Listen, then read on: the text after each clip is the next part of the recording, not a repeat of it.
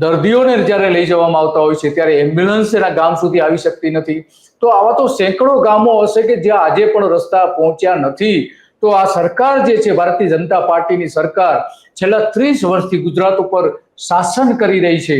તો નરેન્દ્ર મોદી, એને પેલા કેશુભાઈ પટેલ, સુરેશ મહેતા, વચ્ચે બીજા બે એમના જ કુળના બે મુખ્ય પ્રધાનો આવી ગયા, શંકરસિંહ વાઘેલા અને દિલીપ પરીખ. અને ત્યાર પછી નરેન્દ્ર મોદી જે આવ્યા અને આનંદીબેન પટેલ, વિજય રૂપાણી અને હવે ભૂપેન્દ્ર પટેલ. તો આટલા મુખ્ય પ્રધાનો આવી ગયા. તો આ સ્થિતિ સુધારી શકતા નથી, હજુ પણ નથી સુધારી શકતા. તો આ વિકાસના જે દાવા કરવામાં આવે છે, અને નરેન્દ્ર મોદીની સરકારના 11 વર્ષ પૂરા થયા કેન્દ્ર સરકારની, અને એની દરેક જિલ્લાઓમાં ઉજવણી, મોટા પ્રમાણમાં ઉજવણી કરવામાં આવી રહી છે, ખર્ચાઓ કરવામાં આવી રહ્યા છે.